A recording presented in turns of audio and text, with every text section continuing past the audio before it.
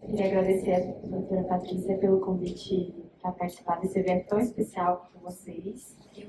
Nós é que agradecemos você, Laura. Imagina. Antes de me apresentar, a doutora Patrícia falou sobre compreensão, né, falou tão bem, e é um tema que eu acho que é muito importante. Mas, para não demorar muito, porque nós temos um tempo curto, vou começar apresentando um pouquinho. Meu nome é Laura Vita Luquinzuc, sou advogada, especialista em Direito Empresarial pela FGV, fiz o meu MBA empresarial aqui, nesse mesmo prédio. Eu atuo há mais de 10 anos na área e sou sócia e cofundadora do escritório Zebra Law. Apesar da nossa marca ser relativamente nova, nossos sócios têm uma ampla experiência na área empresarial. E aqui são brevemente algumas das nossas experiências como sócios, né, ao longo dos nossos anos trabalhando como advogados. Agora você vai ter que colocar a cognitiva também. Ao final, vou deixar um QR Code para vocês poderem acessar nosso site, nossas redes sociais e se inteirar um pouquinho sobre o que a gente faz. Mas vamos prosseguir por aqui, voltando ao tema, né? Então, a Patrícia concluiu a parte dela falando sobre a importância, né, da compreensão, né, da compreensão como ponto de partida para adaptações. Mas eu quero ressaltar aqui que a compreensão ela é muito necessária, mas nem sempre ela é suficiente, tá? E quando não tem compreensão, aí que a gente tem que entrar com o direito entra em centro. Porque a empatia sem proteção jurídica, ela sempre vai depender da boa vontade da outra parte, né? E a boa vontade não é direito, o direito ele tem que ser exigível, né? A gente tem que poder exigir os nossos direitos dentro da nossa sociedade, tá? E conhecer os direitos das pessoas, né, que integram a nossa sociedade vai permitir que a gente exija sem ter que convencer ninguém de algo. Então, hoje eu queria expor para vocês qual que é o nosso cenário jurídico de proteção à neurodiversidade. Então, o direito ele já reconhece essa realidade da neurodiversidade? E a resposta é sim. Tá? Já há um tempo temos proteções à neurodiversidade. E o direito faz isso com base em basicamente 3 pilares. Tá? O primeiro deles é o da dignidade da pessoa humana. Tá? E esse é um baita do princípio. Tá? Tudo gira em torno dele. Então, vamos dar um exemplo. Uma criança autista vai até um consultório médico para ter um atendimento. Lá ela se depara com um profissional que não está capacitado para atender o tempo de resposta dela, não tem ali uma sala preparada para ele, né? Faz um laudo de qualquer jeito. Então, essa criança ela não está se deparando apenas com a falha técnica, com a falha ética daquele profissional. Ela está tendo sua dignidade violada. Tá? O outro pilar que nós temos é o de igualdade de oportunidades. E esse, a meu ver, é o pilar mais mal compreendido que existe. Porque igualdade é muitas vezes confundida com uniformidade. Então, um exemplo para vocês entenderem o que eu estou falando. Um aluno disléxico numa universidade que está fazendo uma prova na mesma sala que todos os demais, com o mesmo tempo, com o mesmo padrão de prova, ele não está sendo tratado com igualdade com os demais alunos que não são disléxicos, ele está sendo tratado com uniformidade. Isso é completamente diferente, porque tratar com igualdade exige dar para esse aluno tudo o que ele precisa a partir do mesmo ponto de partida que o outro aluno que não tem a mesma condição que ele. Tá? Laura, deixa eu te contar uma coisa. Uma vez eu atendi um rapaz que ele não sabia que era disléxico. Ele fez 17 vezes a prova da OAB para passar. Imagina. Ele sabia falar as respostas, mas para ler e escrever, o tempo não dava tempo e ele perdia. Mas é assim, é uma prova bem estressante, né? A gente, eu, o sócio Edgar que está ali, todos já passamos por isso. Então, imagina o que é para uma pessoa disléxica ter que fazer uma prova do OAB no tempo da OAB. Né? E o último pilar que nós temos é o da não discriminação. E esse pilar, ele gera consequências diretas, tanto para as empresas, para as escolas, para instituições de saúde, tá? E eu acho importante esclarecer que o foco do direito não é apenas o diagnóstico em si, tá? Mas sim no que o diagnóstico revela, tá? Então, a legislação tenta alcançar e enfrentar esses obstáculos que são reais para pessoas neurodivergentes, para viver, para trabalhar, para estudar. Tá? E esses 3 princípios que eu acabei de falar, de mencionar, não são só princípios abstratos, tá? Eles estão direitos expressos na nossa Constituição Federal. Tá? Então, a dignidade da pessoa humana está prevista no artigo 1º como fundamento da República. Tá? A igualdade material, a vedação e a discriminação estão no artigo 5º. E ainda temos o direito à saúde, à educação, que vão aparecer em todas as leis que eu vou citar daqui para frente, que estão previstos no artigo 6º e até o 119, eu pus Z, mas é até, tá, gente? E isso significa que qualquer norma jurídica infraconstitucional, abaixo da Constituição, ela precisa ser interpretada à luz desses valores. Tá? Nós temos ainda um artigo muito importante na Constituição que responde uma pergunta que muitos fazem, mas poucos param para entender de verdade, né? Que é: a inclusão é apenas uma obrigação legal? Então, o artigo 170 da Constituição Federal diz que não, porque ele estabelece que a ordem econômica tem por fim assegurar a todos existência digna, conforme os ditames da justiça social. Então, a inclusão ou deveria ser uma expressão da responsabilidade e da função social das instituições dentro da nossa sociedade, tá?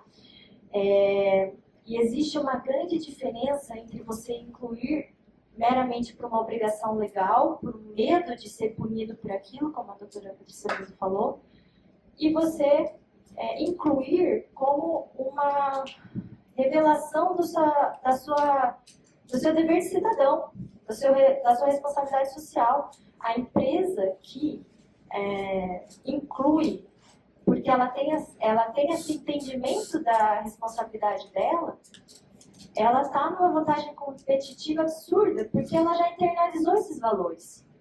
Então, se ela viesse demandada futuramente, né, por uma falha dessa inclusão, ela vai ter a documentação, ela vai ter os registros, porque ela já internalizou aquilo dentro da operação dela, tá? Então, é muito importante que a gente pense na inclusão como uma responsabilidade, uma função social. Tá? E foi exatamente nesse espírito que o legislador, né, em 2015, trouxe nosso principal marco aí da neurodiversidade, que é o Estatuto da Pessoa com Deficiência. Tá? Esse é um estatuto que, na época, ele mudou o paradigma. Por quê? Antes se usava o modelo médico, tá? Que a deficiência era considerada um problema da pessoa, que tinha que ser corrigido, que tinha que ser reabilitado. Com o Estatuto, passou-se a adotar o modelo social, tá? Em que deixou de ser a deficiência da pessoa, mas sim do ambiente que deixa de incluir de forma correta aquela pessoa. Então, esse é o modelo social. E eu acho que o conceito central que vocês precisam conhecer sobre essa legislação é que ela trouxe o que a gente fala muito de adaptações razoáveis.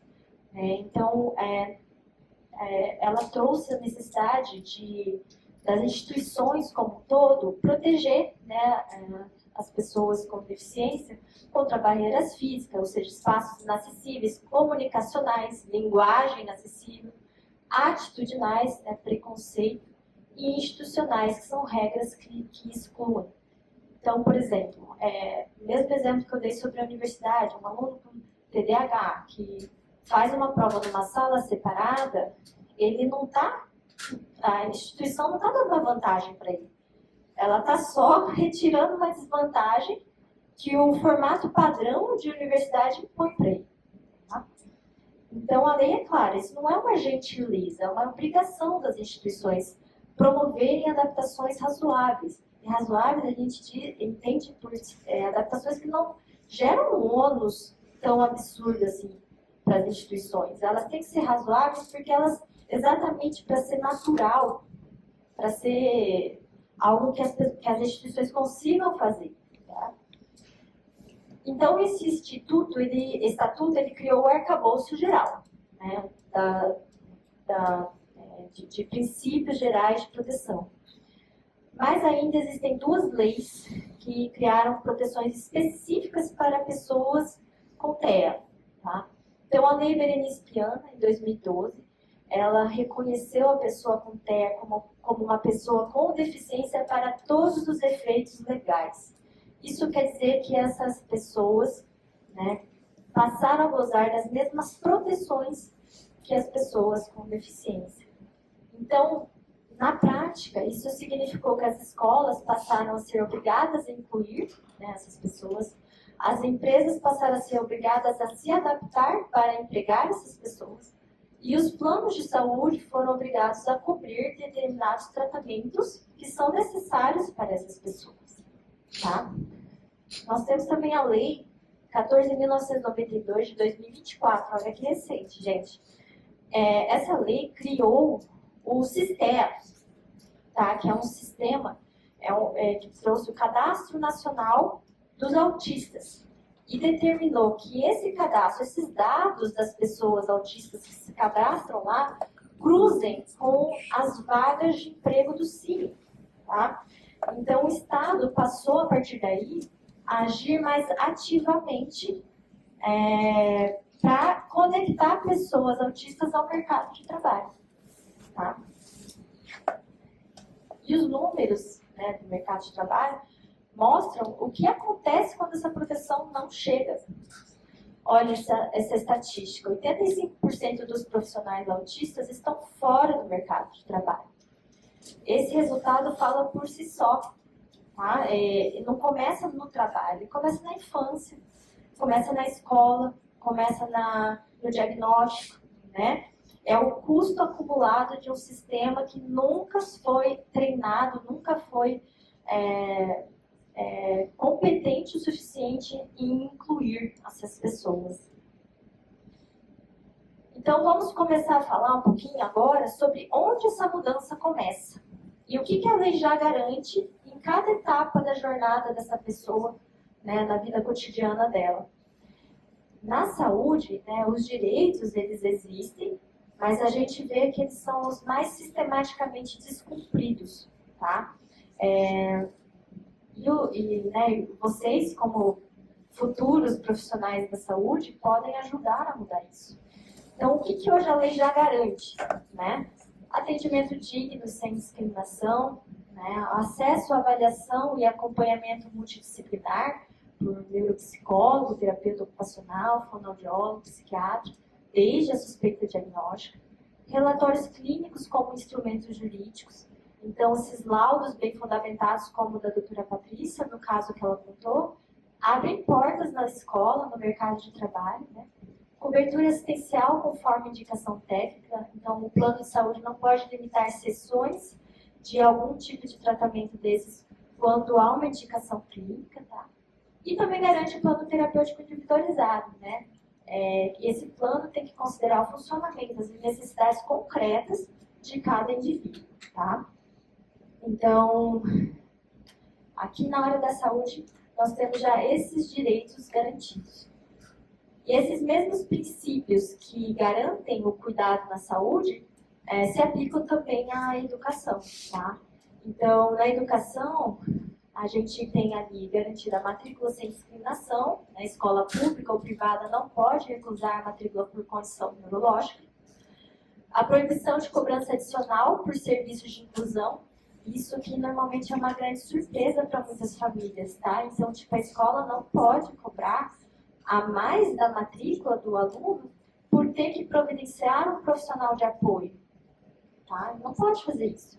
Ela não pode cobrar mais por fornecer um material metodológico ali diferenciado ou mais específico. O profissional de apoio, quando indicado, né, que a doutora Patrícia até falou que usou naquele caso, né, e aquelas frases, né, mas a gente não tem estrutura, talvez esse não seja o melhor ambiente para o seu filho. Isso tudo são violações ao direito, tá? Não é um cuidado da escola, é uma violação ao direito. Tudo isso inclui TDAH também, né? Também. Todos os neurodivergentes. Todos os neurodivergentes, tá? A mesma criança, então, que teve esses seus direitos garantidos na escola, ela vai um dia chegar ao mercado de trabalho, tá? E dentro do mercado de trabalho, nós também temos algumas proteções, né? A doutora Patrícia já até adiantou uma delas, que é a lei de cotas, tá? Então, as empresas com mais de 100 empregados têm que reservar de 2% a 5% para vagas para PCD. E até conta para esse cumprimento, tá? Então, isso abriu muitas portas para os neurodivergentes, tá? Mas a cota, gente, ela é só um começo. Porque a proteção, ela tem que ir além da contratação. Ela tem que ir durante toda a permanência desse profissional na instituição, até mesmo a proteção contra o desligamento. Então, a empresa às vezes pode contratar para cumprir a cota, como mesmo a Patrícia disse, mas criar um ambiente tão hostil para aquele funcionário que ele pede demissão. E isso, gente, se chama dispensa indireta. Ela tem as mesmas consequências que uma dispensa discriminatória. E aqui a súmula 443 do TST, ela vem para fechar essa proteção, tá? Esse ciclo de proteção, porque ela diz que a demissão de pessoa com condição que suscite estigma presume discriminação. O que isso quer dizer na prática? Que a empresa, ela vai precisar provar que ela não discriminou, e não o funcionário provar que foi discriminado. Então, inverte o ônus da prova ali. E esse instrumento, essa súmula aqui, tem protegido especialmente pessoas que têm o diagnóstico tardio, como a senhora falou ali no fundo. Porque, às vezes, entra no mercado de trabalho sem ter o diagnóstico. Daí, na metade do caminho, descobre o diagnóstico. Fala para o empregador demite. Então, essa súmula tem sido muito aplicada na justiça para proteger, né, as pessoas neurodivergentes que têm, principalmente, o diagnóstico tardio. Tá? E por falar em ambiente de trabalho, hoje nós temos mais uma novidade. A nova redação da NR1 entra em vigor agora dia 26 de maio. E essa normativa, gente, ela é uma normativa dentro do âmbito da Justiça do Trabalho, que faz com que as empresas agora tenham que fazer o gerenciamento dos riscos psicossociais. Então, ela vai ter que gerenciar, por exemplo, sobrecarga, comunicação inadequada, falta de previsibilidade. E para uma pessoa neurodivergente, às vezes sobrecarga de trabalho, a comunicação inadequada pode ser um fator muito incapacitante, né, a ponto de querer sair. Então, exigiu que as empresas comecem a ter uma conduta mais ativa na proteção da saúde mental dos seus trabalhadores.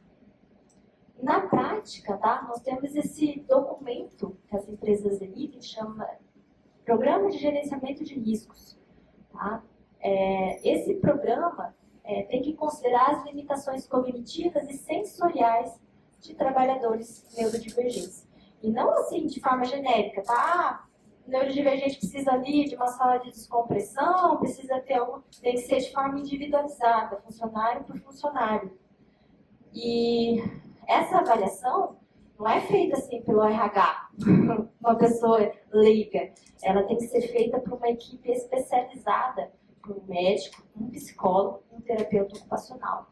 Aí o futuro de vocês vão participar, né? Vocês, futuros profissionais da saúde, vão poder participar dessa nova normativa em que as empresas vão demandar muito de profissionais, né, dessa área para poder levar para suas empresas para fazer as avaliações, tá? Então, ela não pode mais alegar desconhecimento quando essa condição já está documentada no PGR, tá? E assim, gente, eu acho que o primeiro passo é conhecer os seus direitos, porque quando a gente conhece minimamente ali os direitos, porque hoje também nossa palestra é bem rapidinha, a gente sabe, a gente consegue reconhecer quando eles estão sendo violados, tá? Porque nem sempre é muito expresso, às vezes é sutil, tá? Então, por exemplo, na escola, vem com aquela frase, não temos estrutura, talvez essa não seja a melhor escola para ele. Isso é uma recusa velada de matrícula. Tá? No plano de saúde, a limitação de sessões sem justificativa técnica é uma recusa de cobertura, também é uma violação. No trabalho, processo seletivo sem adaptação, demissão em razão do diagnóstico, tudo isso são violações, né, aos direitos dos neurodivergentes. E quando essas violações chegam ao judiciário, o que ele faz, então, gente? Eu trouxe aqui 2 casos reais, aqui do TRT9, que é o Tribunal Regional do Trabalho do Estado do Paraná, tá? Nesse aqui, que eu trouxe essa ementa, né? Nesse primeiro, um trabalhador autista, né? Ele usava um cordão de identificação de deficiência oculta e ele foi proibido de usar esse cordão pelo empregador, tá?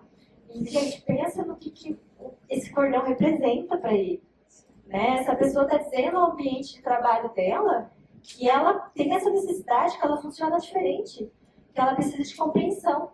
Você tirar disso é você retirar uma adaptação que ele escolheu para si mesmo. Então, é muito grave. Aqui o tribunal condenou a empresa ao pagamento de danos morais e ainda eles foram majorados, você pode ver ali, foi majorados o valor arbitrado ou a indenização por danos morais. Porque o tribunal achou que era tão importante o caráter pedagógico dessa majoração que ele queria passar a seguinte mensagem. Esse tipo de conduta tem consequência financeira, vai apertar no bolso de quem faz. O segundo caso que eu trouxe aqui é de 2024, bem recente também. Esse trabalhador aqui, com TEA, foi desligado logo após o seu diagnóstico ser revelado. Daí a empresa veio e alegou, não, a gente demitiu por motivos operacionais, está com falta de dinheiro, enfim. Só que a empresa não conseguiu comprovar isso. Né? Não mostrou um balanço, não mostrou nada. Nesse caso, também ela foi condenada ao pagamento em dobro do período de afastamento mais os danos morais. O recado que o judiciário quis dar com isso, o que é? Nós estamos atentos ao timing da demissão. Demissão muito depois do diagnóstico, nós vamos observar e nós vamos exigir a prova. Então, esses casos mostram que o judiciário, apesar de muitas vezes falho, ele ainda responde. Tem respondido cada vez mais, né, nesse sentido. Mas o ideal, gente, nós advogados empresarialistas, a gente trabalha com prevenção. O ideal é não chegar ao judiciário. Então, eu trouxe aqui para vocês hoje uma lógica que vocês devem sempre ter em mente. Que o direito sem documento, sem prova, ele vira dificuldade. Mas o direito com documento, ele vira estratégia. Então, eu queria trazer aqui para vocês algo que vocês podem fazer para ajudar os seus pacientes, né, a ter seus direitos respeitados, como, por exemplo, documentar tudo. E-mail, reunião, qualquer comunicação com a escola, qualquer comunicação com a empresa. Solicitar negativas por escrito. Então, quando o plano negar algo, eles vão te ligar, tá? Para negar o seu pedido. Vocês podem perceber, eles vão te ligar. Aí vocês vão falar assim, olha, por favor, eu gostaria que formalizasse a negativa por escrito e por e-mail. Só o registro dessa negativa, você já tem a documentação que você precisa eventualmente para entrar com uma ação judicial. Reunir laudos e relatórios atualizados. Gente, laudos com linguagem clara sobre o funcionamento, sobre as necessidades. Vocês estão lidando com pessoas leigas.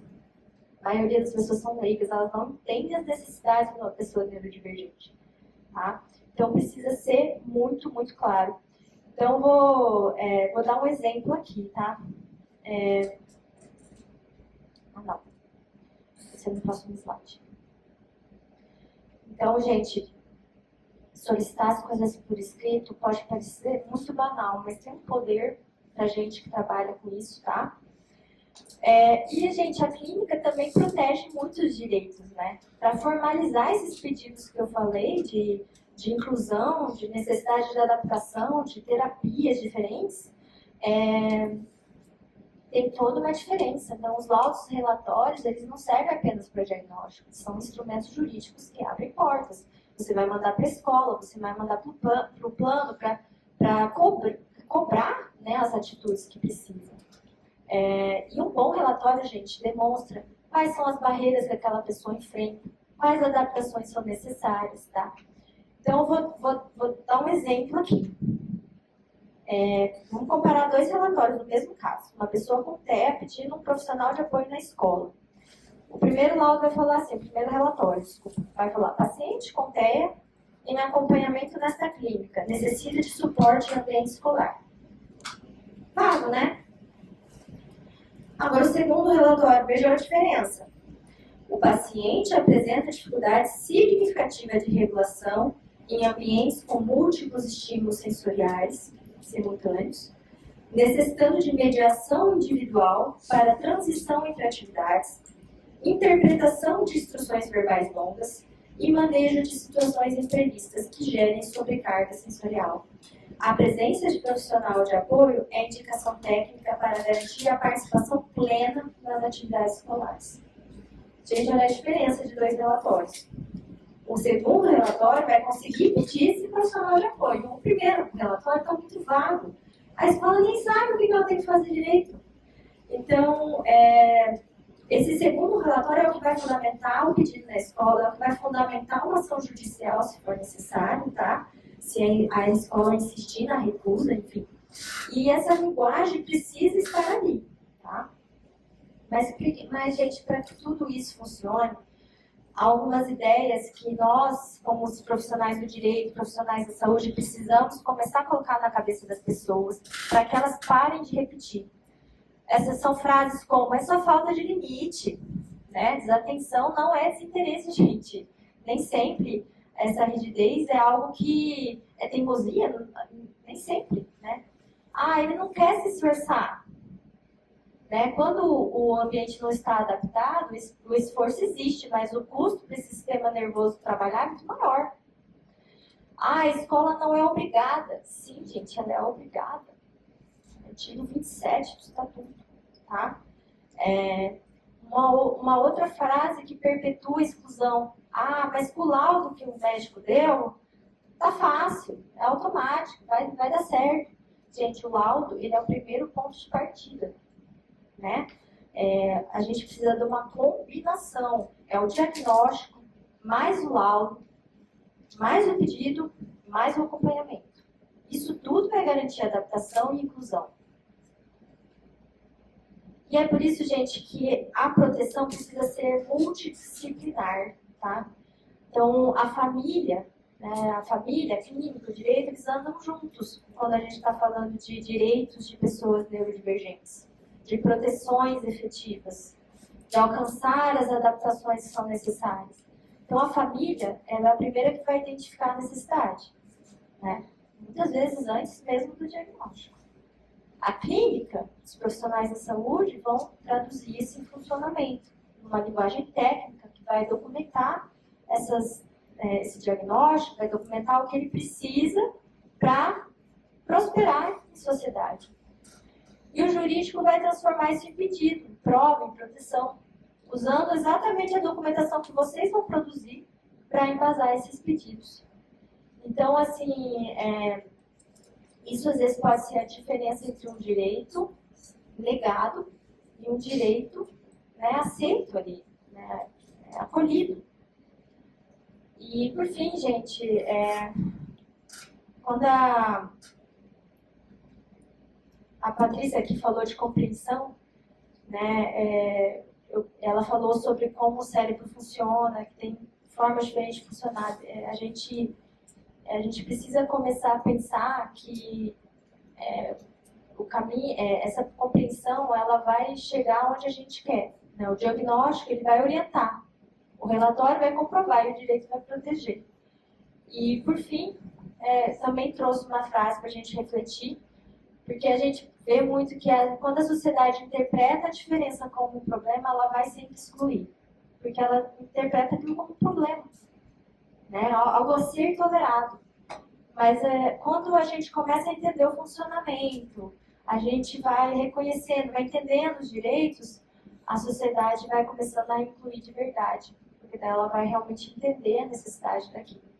Tá? Então, por hoje era isso, a exposição foi bem rapidinha. Eu vou deixar aqui um QR Code, caso vocês queiram acessar nossas redes sociais e mandarem dúvidas para mim no WhatsApp. O meu é esse final 5222, tá? Eu fico inteira à disposição, quem quiser conversar. Agradeço o convite aí da doutora Patrícia.